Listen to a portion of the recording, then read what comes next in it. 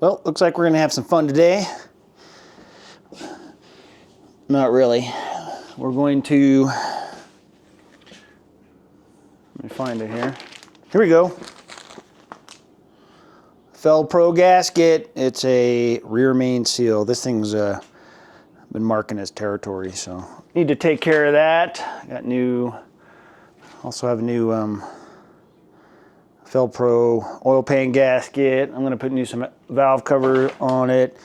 I did check the back side of this one here, back here. It's not really leaking back there. It doesn't feel like oil on it. It's pretty clean, but I suspect it's been marking his territory pretty good. It's probably the rear main, so I'm gonna change that today. So first thing you want to do is get it jacked up and then disconnect the sway bar and your shocks so that you can drop this front axle as far as you can, because you need that room to get the oil pan out.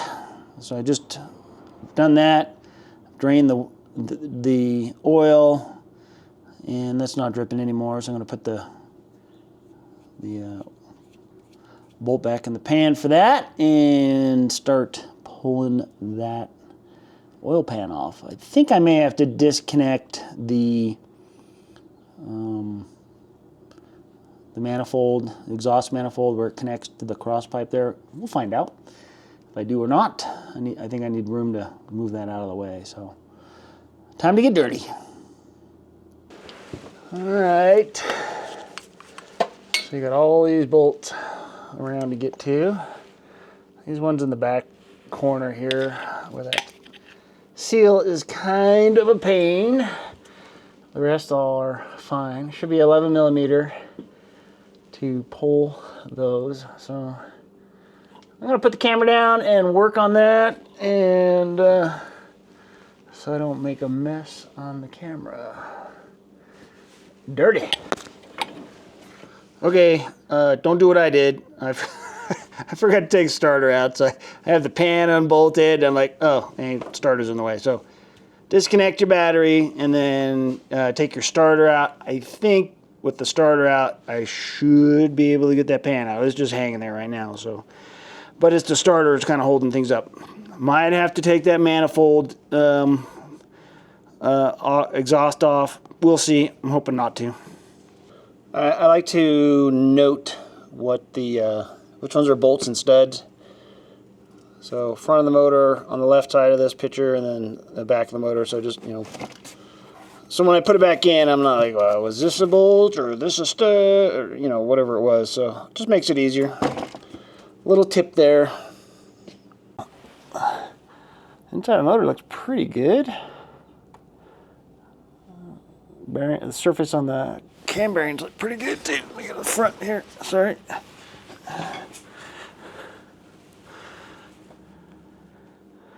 Yeah, they actually look pretty decent. 180,000 miles on this motor, so not bad. To do it, I gotta take this girdle off here. And then, yeah, the bearings look really pretty good, or the surface on the cam.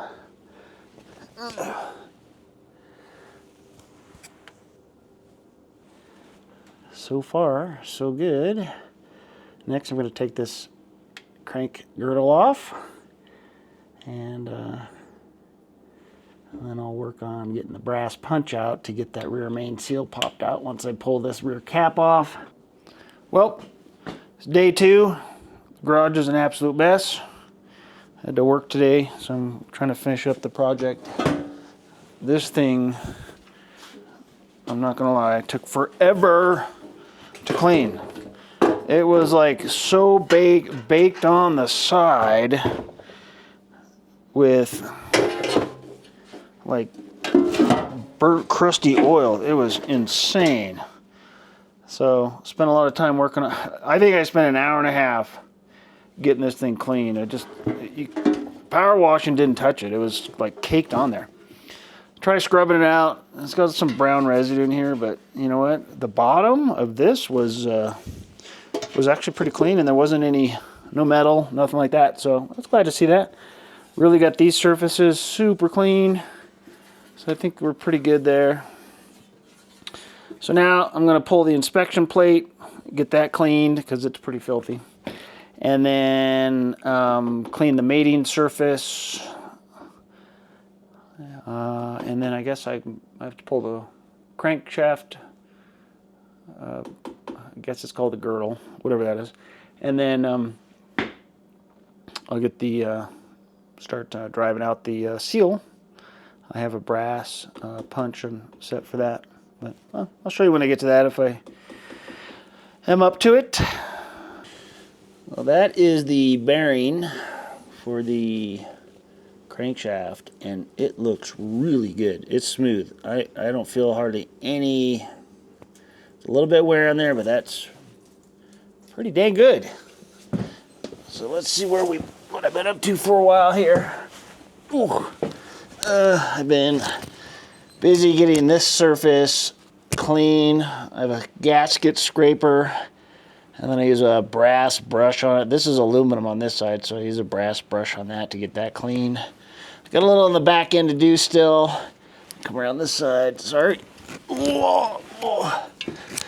There's the crankshaft itself right there.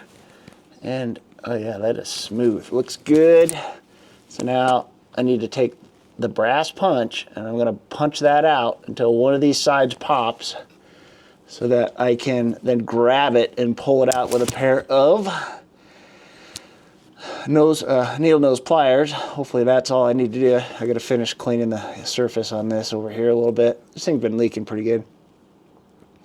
But yeah, I'm pretty happy with the bearings on that.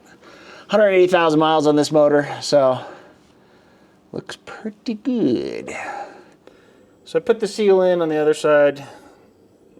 It's here's the one for the bearing cap here, but when you put it on the inside, up on the block side, you put oil on the inside of this, and then on the back side, on this side, you put some soap, and then you carefully push it back in. Be careful not to. I push on this side as I'm pushing it in so it doesn't catch the corner of the block, which is kind of sharp, and you could peel this off. This is the one I'm talking about. This is the old one, because it could peel that off. But you just get soap on the outside, oil on the inside, and then you just slide that in. You know, slide it inside of it, and hopefully it goes in good. Now the bearing cap, this surface right here, you want to get, you know, really clean. I mean, I use a brass. It's a brass brush. I have some smaller ones and big ones for that. And then you also want to get the channel on this really, really clean, because we're gonna set the new one in here in a few minutes. And then before I put it all in, I'm going to make sure there's absolutely zero debris on this surface of the bearing itself, and I'll put a little oil on it so that it has some oil on it because it's dry right now. All right, on a 99, it says to apply sealer, and this is the sealer I'm using right here. It's a anaerobic gasket maker by Permatex. There is an activator for this. If you use it, it dries faster, but I would say once you put this in, you should not add oil and fire things up for 24 hours so this has a chance to set and dry. Otherwise, you may end up with another leak. So plan ahead for that. You can see on here, you're going to put a dot next to the dowel. Same on the other side. It shows you how big. Basically a little 3 millimeter. It's not much. It's hard to do with one hand. I won't do the camera actually. Okay, so that's in. So I position the picture here. I'm going to put. It says put 6 millimeters on this, starting from the edge, like right there, and then I put a little bit on this one.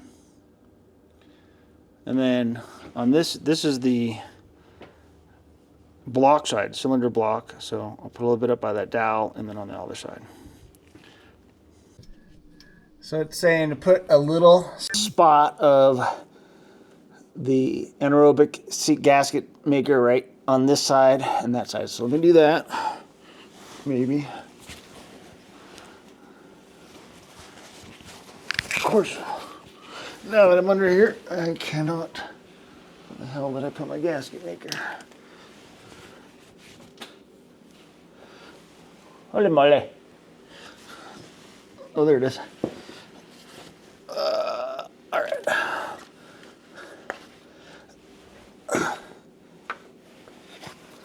Alright, so it says a little bit right there. I need light. More light.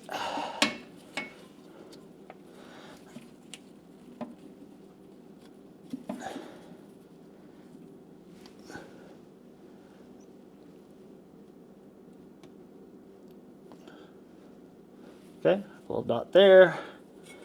And this will do one similar, and the other side is what it says.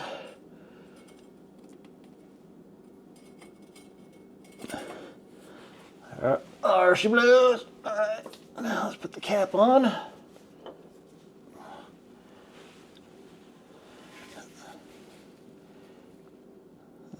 Actually, before I do that, let me wipe the surface of that bearing a little bit.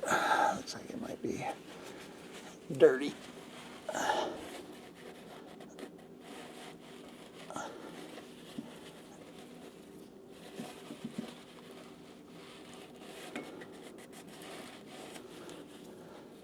Alright, see if it's clean now. Now we'll put the cap on.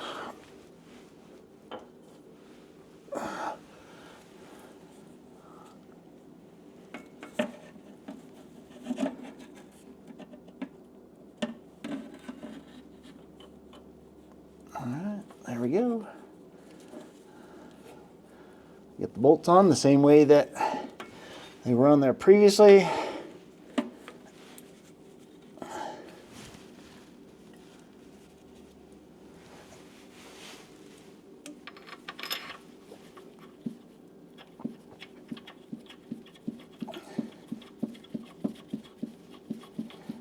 One of them going here, so this thing's falling off.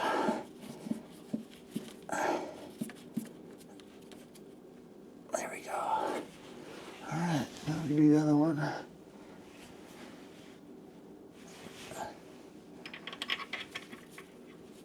And then we will torque these down, I think to 40, 60,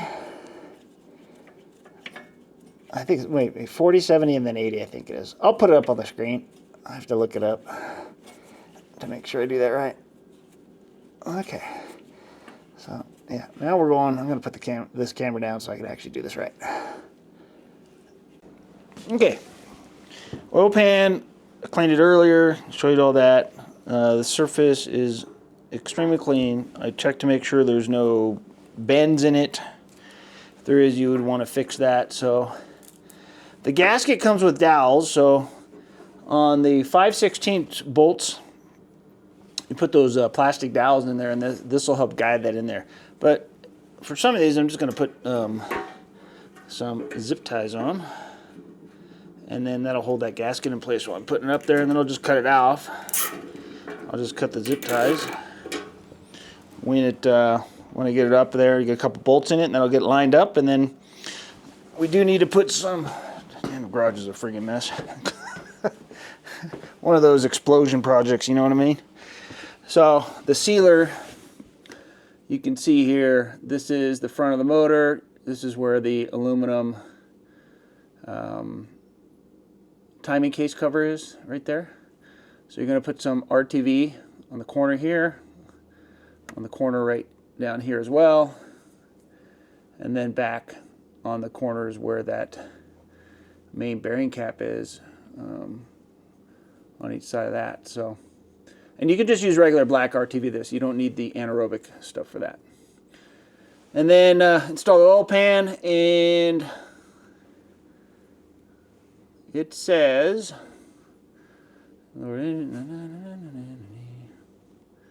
Install transmission. Install the oil pan, drain plug. That's drain plug. What's the torque spec? I'm trying to find the torque specs for the 1/4-inch pan bolts. Tighten these to 84 inch-pounds or 9.5 Newton meters. It's not much. So I'll have to get my other torque wrench out for that. And you probably should start from the middle, work your way around it so it gets it kind of evenly tightened down on there. The 5/16, the bigger ones, you're going to put to 132 inch-pounds. So everything else is 9.5 Newton meters or 15 Newton meters for the larger 5/16 bolts. So, all right, making progress. Okay, we're back and trying to get this thing done. This is, I watched a video or somebody had given a description. Oh yeah, this only takes 3 hours. Yeah, maybe if you have it on a lift, it'll only take 3 hours. And you don't have to spend an hour and a half cleaning a just caked on oil pan and all the rest of the stuff. So take that into consideration when you're doing this on your Jeep. These bolts right here, there's one on each side. There's this like rubber strap thing, and there's like a metal strap that goes over it. Oh my God. What a pain in the butt. I ended up taking off the inspection plate because I just couldn't get them on. I probably didn't have to, but what it turns out is the other side, this side, the bolt that I was trying to put in there, the threads were boogered and it just wouldn't go. I definitely, 4-letter words were flying. I was so irritated because it was like stupid. I couldn't get that thing on. It took forever. And then when I realized the threads were buggered, I went and got another bolt, and then I was able to get them threaded in. And then the rest on here, it takes a while to, you go around and around and tighten it up, and then torque them using the inch-pound torque wrench to get that all done. So yeah, it's a job. I mean, it's not like hard to do. It's just a pain in the butt when you're underneath the vehicle and you don't have a lift. So, but anyways, so now I'm just buttoning up. I got to put the axle back together and put the starter back in and finish cleaning up some stuff, and then I will be filling it with oil, and then should be done. Hopefully it doesn't leak. Yeah. Anyways, is not a how-to video. It's just kind of a tips and tricks of what I ended up having to deal with. And if you decide to tackle this, there's some other really good videos out there on how to actually do it step by step. But yeah, give it a whirl. Well, I am happy to report that the driveway is clean, which is awesome. In fact, I don't see any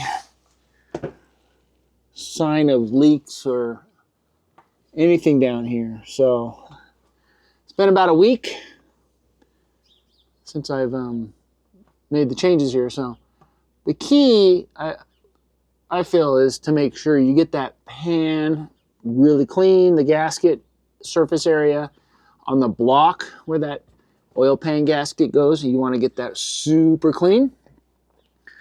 And then same thing where that rear main goes in around that bearing cap. You want to make sure it gets really clean. So those are the things that, you take your time with and you put it together slow and do it the right way. You won't have to do it twice because, who wants to do it twice?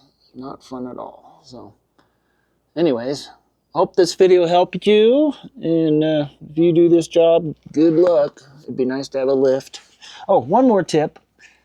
You may not have to take the rear axle out as much.